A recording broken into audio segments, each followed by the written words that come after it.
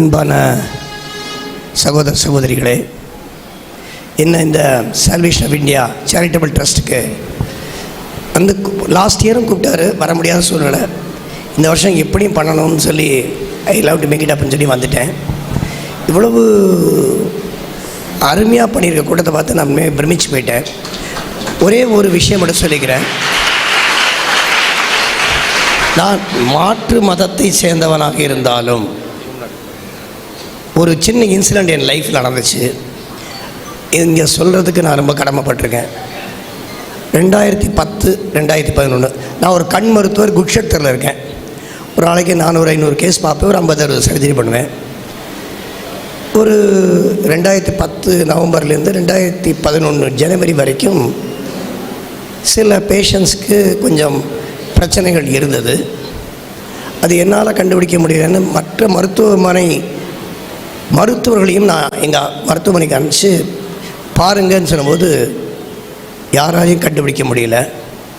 என்னடா இப்படி போயிட்டே இருக்கே, பேஷண்ட்ஸ் சஃபர் ஆகிறாங்களே அப்படின்னு நினச்சிட்டு நான் வந்து எங்கள் ஹாஸ்பிட்டல் பக்கத்தில் இருக்கிறது பெரியார் பஸ் ஸ்டாண்ட் சர்ச்சுக்கு போனேன். ஒரு சண்டே போய் ஒரு கேண்டில் ஏற்றிட்டு மனமுருகி அழுதேன். என்னப்பா, நம்ம செய்யாத தப்புக்கு இவ்வளோ ஒன்றும் தெரியாத மக்கள் கஷ்டப்படுறாங்களே. நம்ம ஏதாவது தப்பு செஞ்சால் பரவாயில்ல, தப்பு செய்யாத போது மக்கள் கஷ்டப்படும் போது நம்ம மனசு கஷ்டமாக இருக்குல்ல. அப்போது மறுநாளைக்கு எனக்கு ஒரு செய்தி வந்துச்சு. ஹைதராபாத்தில் எல்வி பிரசாத் இன்ஸ்டியூட்னு ஒரு பெரிய ஐ ஹாஸ்பிட்டல். சார், இந்த கிருமி என்னன்னு கண்டுபிடிச்சிட்டோம், இந்த கிருமிக்கான மாற்று மருந்து என்ன இருக்குங்கிறத நம்ம தொடர்ந்து கொடுப்போம்னு. நம்ப மாட்டீங்க, 120-121 அந்த நோயாளிகள் இந்த மருந்து ஆரம்பிச்சிலேருந்து கம்ப்ளீட்டாக ரெக்கவர் ஆகிட்டாங்க. அதுக்கு எனக்கு வழிகாட்டியாக இருந்த அந்த இயேசுநாதரை கண்டிப்பாக நான் இந்த சபையில் சொல்ல விருப்பப்படுறேன். அந்த இது ஐயா கூட தெரியாது இந்த விஷயம்.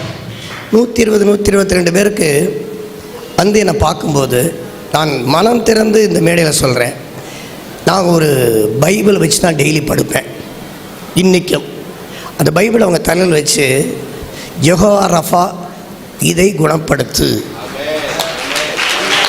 இதை நான் இந்த மேடையில் சொல்கிறதுக்கு கொஞ்சம் கூட தயக்கமில்லை. இது ஃபேக்ட், இது உண்மை, என் மனசுலேருந்து வருது, வாயிலேருந்து வரல.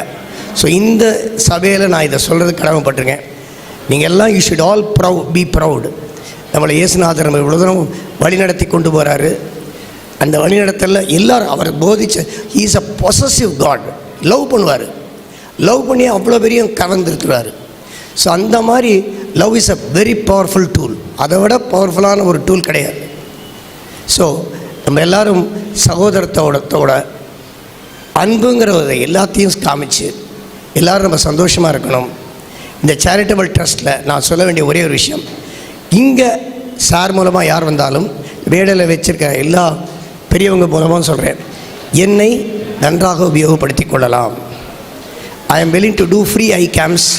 எந்த சர்ச் கூப்பிட்டாலும் I am there to come. நான் வந்து பண்ணித்தரேன். அதில் எந்த வியாபார நோக்கம் இருக்காது, வைத்தியம் நோக்கம் மட்டும்தான் இருக்கும். இதை நான் இங்கே மேடையில் பேசிடலாம். ஆனால் ஒரு சர்ச் பண்ணி அது வியாபாரமாக வைத்தியமானு பார்த்த பிறகு அடுத்த சர்ச் பீப்புள் எங்களை சப்போர்ட் பண்ணட்டும். ஐ எம் தேர். சேவைங்கிறது மதத்தை மீறி, ரிலிஜனை மீறி செய்யக்கூடியது. இதுதான் உண்மை. அந்த காலத்தில் இயேசுநாதர் கண் தெரியாதவரை தொட்ட உடனே கண் பார்வை கொடுத்தாருன்னா அப்போ அவர் தான் ஃபஸ்ட்டு ஐ டாக்டர். இதை நம்ம ஏற்றுக்கணும். அதுக்கப்புறம் தான் மிச்சம்லாம் வந்தாங்க. ஸோ இதில் I am there with salvation of India charitable trust. என்ன உதவியாக இருந்தாலும் நலத்திட்டத்தில் என்னை கண்டிப்பாக உபயோகப்படுத்தி கொள்ளலாம். And wishing all a merry merry happy Christmas and happy new year. நான் சாருக்கு ஒரு கௌரிக்கணும்னு நினைக்கிறேன். சரியா? அந்த அனுமதி மட்டும் எனக்கு கொடுங்க ப்ளீஸ்.